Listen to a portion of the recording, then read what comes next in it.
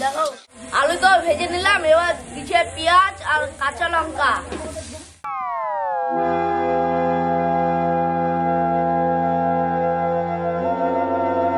পেঁয়াজ লঙ্কা তো ভেজে নিলাম, তারপর মাংসটা দেওয়া হবে, তারপর সবার লাগছে টমেটো।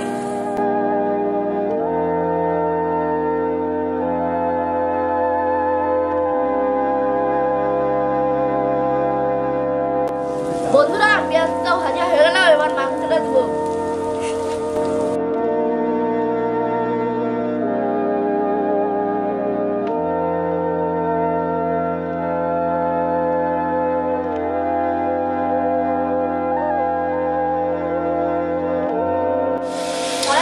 মাংসটা হয়ে গেল।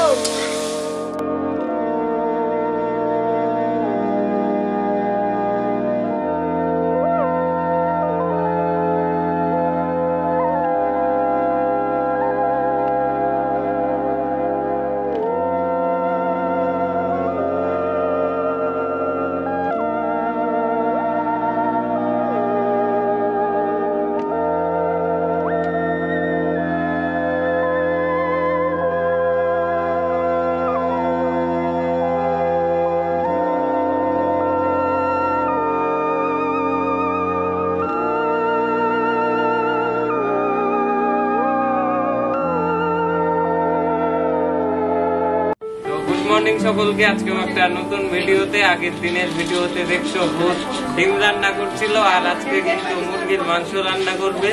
অনেকটাই হয়ে গেল, আর কিছুক্ষণ লাগবে। তো রান্না হয়ে গেলে কেমন রান্না হয়েছে তো খাওয়া দাওয়া করে বলবো।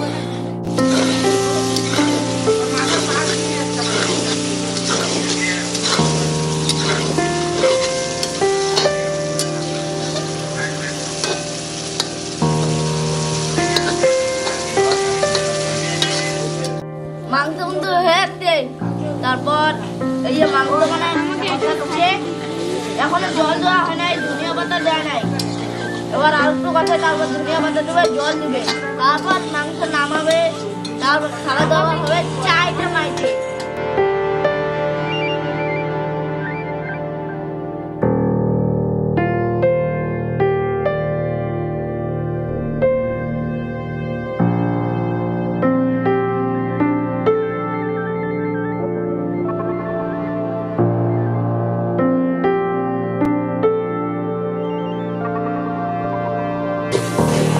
মাংস কিন্তু কষানো কমপ্লিট, এই যে খাওয়া দাওয়া হচ্ছে। লবণ চেক করি, আর আমি কিন্তু লবণ চেক করতে করতে 1 কেজি মাংস 1/2 কেজি করে। এবার ভূতের ভাগ্যে জুটবে কি জুটবে না ওই জানে, ও কিন্তু মেন রাঁধুনি। দেখা যাক থাকে কিনা। এই পিসটা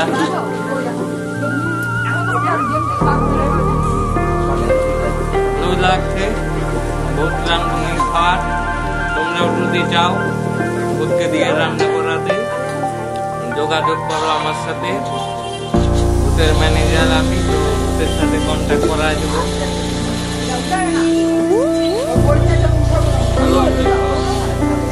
মাংস কিন্তু পুরো কষানো হয়ে গেছে, তারপর হাত ছিটা যে মারলাম, বাপ রে বাপ, নাকে ঝাঁট লাগছে। একটু মাংসের পিসটা দেখি।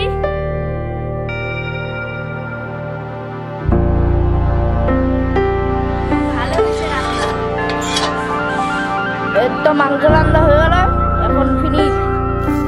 তো এই যে আমাদের রান্না কিন্তু কমপ্লিট। এই যে পিকনিক শুরু, এই যে সব।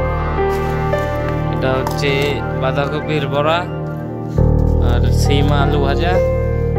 যে মিস্টার ভূত, ভূত মাংস রান্না করে তুই এই আলু ভাজা খাচ্ছিস, ব্যাপার কি? মাংস খাবি না? মানে মাংস খাবে একটু পর, এখন আলু ভাজা আর ওই বড়া কি দিবে ভূত? হাড্ডি খাবি নাকি?